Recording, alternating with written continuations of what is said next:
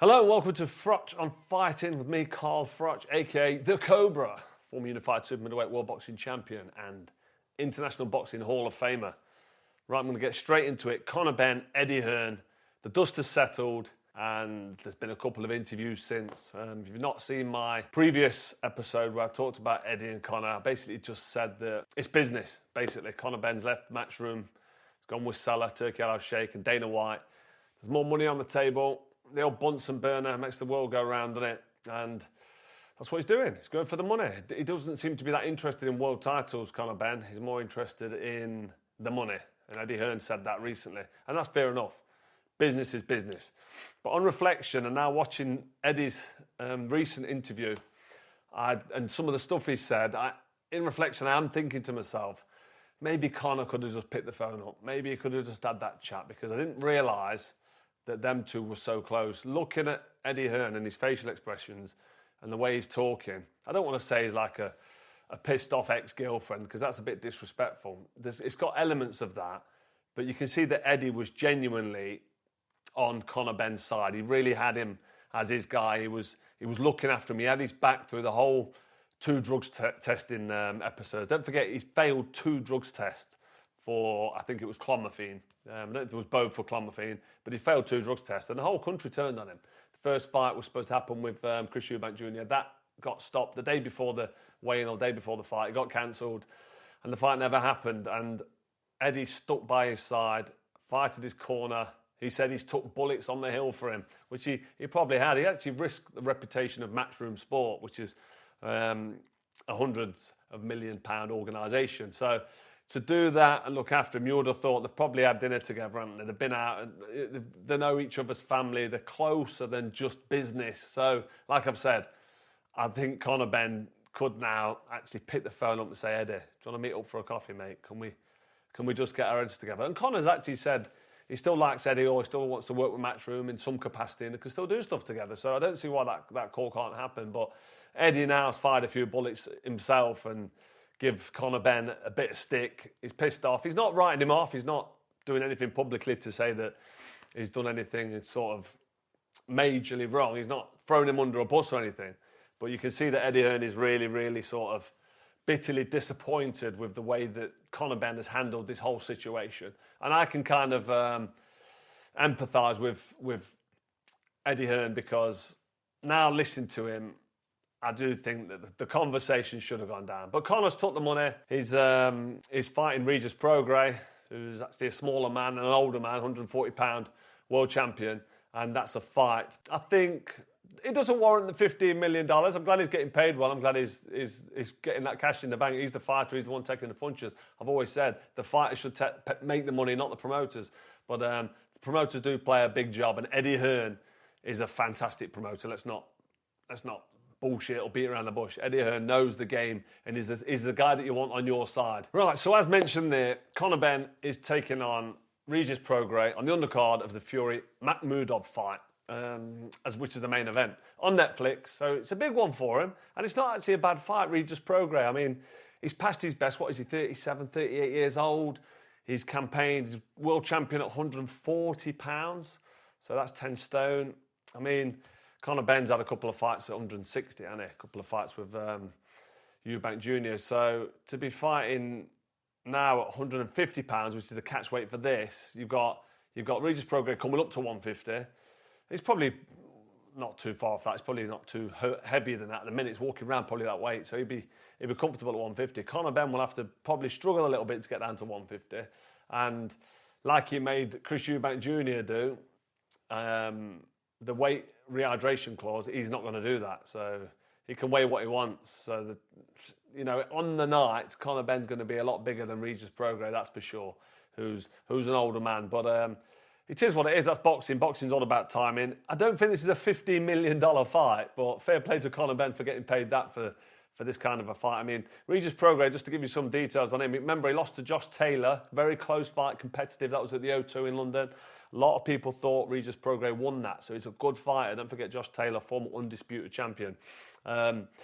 He lost a majority decision, Regis Prograis did, so that was a good fight. He also lost to Devin Haney in 2023. and he lost to Jack Catterall, who's a tough guy to beat. He's tough and tricky. So them losses aren't bad. Close fight to Taylor, lost to Haney. Haney's big fighter, good fighter, and Jack Catterall. But he's been very inactive. My concerns for Regis Prograis now, I mean, it's a good choice for Conor Benn because he's been inactive. He's probably been fighting once a year for the last 4 or 5 years. If you look at his record, he's had like 5 fights over the last 4 years or so. So he's like past his best. He's been beat. He's coming up in weight and he's fighting someone who's very big in Conor Benn. But here's the caveat. Who the fuck's Conor Benn ever beat? What's Conor Benn ever done? Who's his best win? An absolutely weight-drained Chris Eubank Jr. He was knackered one in that rematch. He didn't turn up. And in the first fight, Conor Benn did himself proud and tried till the last bell, and it was close, but Conor Benn got beat. And then he beat a guy called Chris Algieri, who was also well past his best. So we don't know what Conor Benn's got. We don't know how good he is. We don't know if he's got the ability to become a world champion. I'm not even sure he's bothered about the world titles. He's bothered about the old Bunsen burner, which is fair enough, and he's getting paid mega money for this. Fair play to him, like I've said. But this is probably his toughest fight so far. We're going to find out where he is with this. I do expect Conor Benn to win the fight. I do expect him to get the job done probably early. He'll come out big and strong, letting big shots go. And Prograis, 37 years old, past his best, lost a few fights. I think he'll lose this one. I wouldn't be surprised if Prograis outskills him, outboxes him. If it goes the distance, maybe wins on points because Prograis is a good fighter at top level. He's operated at world level. But I'm saying Conor Benn does the business because he should do. And yeah, I think we're not going to learn a great deal about Conor Benn beating Regis Prograis, an old past his best Prograis. He's going to need to fight somebody soon. He's getting paid mega money for this one. I'm sure they're going to want him to fight for a world title. So someone like Ryan Garcia or Devin Haney, someone like that, that's when we really find out if Conor Benn can get the job done at world level. But this fight is a nice little stepping stone towards that. It's on the undercard of Fury Makhmudov, so I'll be tuning in. So Usyk is back. Alexander Usyk, the great one, the special one. He's unbelievable, isn't it?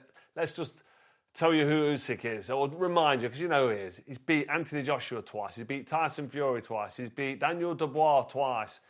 He's due a give me, so I'm gonna give him this one because this kickboxer I've never fucking heard of, Rico. Sorry, I don't know his surname, but he's scheduled to take on the 3-time undisputed champion Usyk in a boxing ring. This is going to be in Giza, in Egypt, and it's for the WBC fight. The WBC are confirming that the Ukrainian is making a voluntary defence of his title. So this fight's sanctioned by the WBC. I mean, give the WBC a little bit of shit here because it's a voluntary defence against somebody that nobody's ever heard of, and he's a kickboxer.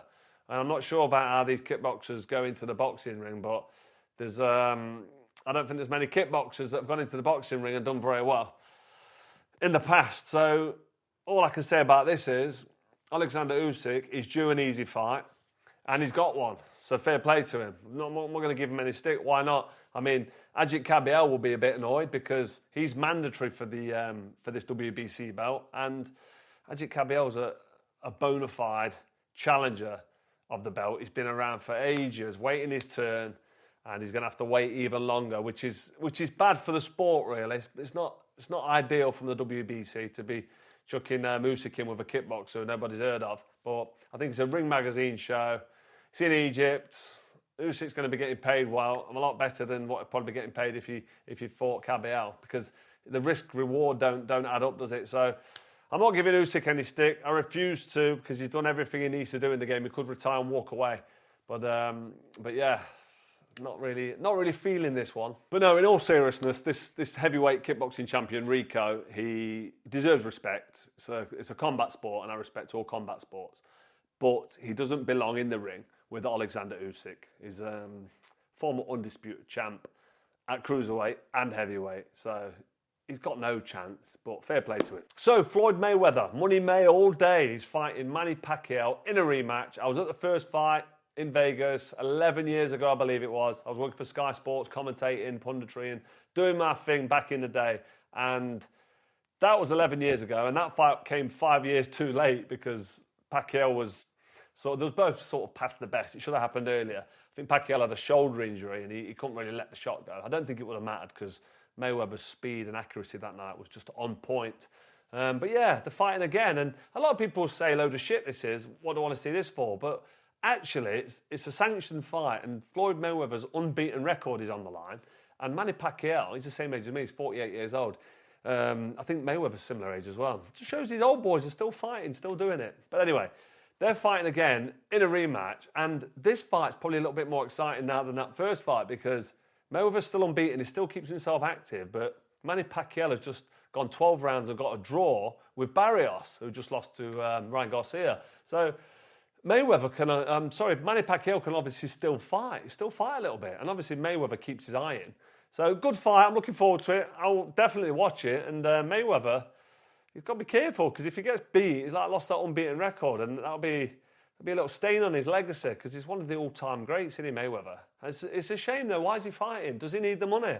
How much money does he need? He's got so much money. But I've heard rumours that Mayweather needs the old Benjamins. So I don't know what he spends his money on. It's private jets here and everywhere, big diamond chains and sports cars. And he's always flying here, there and everywhere in private jets and partying on yachts. So I don't know how you can spend $600, $700 million, but obviously he's managing to do it. And if he's coming back for money, it's a shame. But regardless of why he's coming back, it's Mayweather, Pacquiao, number 2, and I'll be watching. Right, before we wrap up, I need to mention Big John Fury, the fighting man. 100-0 on the hard road. Fight any man born from his mother. Whatever that means. Well, anyway, he's been given the opportunity to fight the Cobra.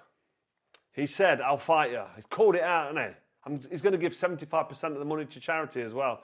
I mean, he talks some waffle, doesn't he? But it's gone to the stage where the broadcasters are quite interested, and he's making demands now, unreasonable demands about trying to get Tommy Fury on to fight before him and me. So he's basically put a blockade in there with his son Tommy, which is ridiculous because, let's be honest, no one gives a shit about Tommy fighting. Who cares? We watched him against, who's that YouTuber? Fake Paul. Watch that fight, and Tommy's done nothing since. He pulled out against Darren Till, and he's done fuck all since, so no one's bothered.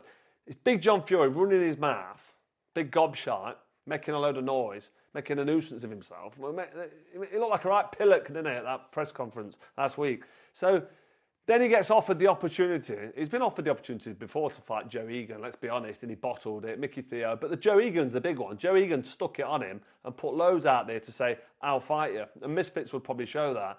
And John Fury has got no intentions of fighting anybody, including Joe Egan and myself. And he's had the option put in front of him. It's going to be X amount of pounds, and it's 7 figures as well. And he's just said, oh no, I want to get Tommy on, and made an excuse and talked bollocks, talked his way out of it. So next time you see him ranting and raving and calling anybody out and saying he'll fight anybody, just know that he's absolutely talking pure gobshite, because that's what he does. So the guy just needs to go away. He needs ignoring. I mean, I ignored him last time. That's why, because I know he's just full of shit. But now it's been confirmed. He's got no intentions of fighting anybody, including myself. After all his mouth and all his running his gob and talking shit, and he'll fight any man, and he's the hardest man in the bloody, hardest, whatever he said. I can't remember what he said. The hardest 50-year-old in the world. He's not going to get in the ring and start throwing punches, ever. So he needs to, go on, John Fury, piss off. Right, so that's it. That's another episode of Froch on Fighting. That's a wrap. Let me know what we're going to do next week, because we're not sure. There's not much happening. There's no fights happening. April's going to be big. I think May's going to be pretty big as well. So I'm thinking next week, shall I get the wife on?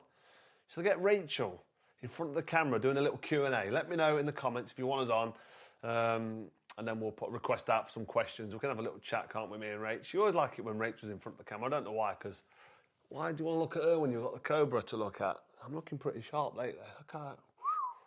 Straight Uta. Anyway, don't forget, hit subscribe if you haven't already. Hit the notification bell so you don't miss anything. And yeah, thanks for tuning in. See you very soon. God bless.